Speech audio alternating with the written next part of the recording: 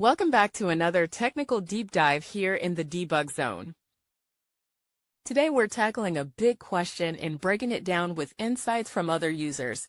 Hopefully this clears up some misconceptions and helps you get the answer you need. So buckle up, stay a little curious, and let's jump right in.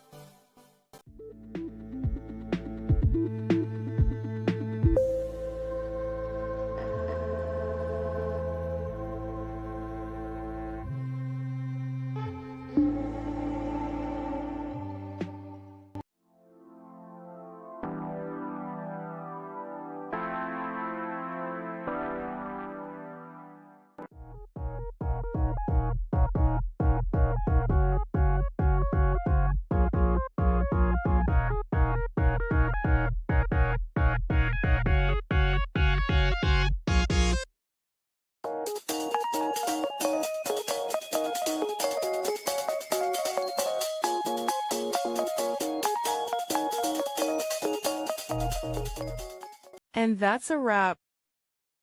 I hope you found the answer you were looking for. If you did, take a second to hit that subscribe button. It really helps out. And let me know in the comments which solution worked best for you.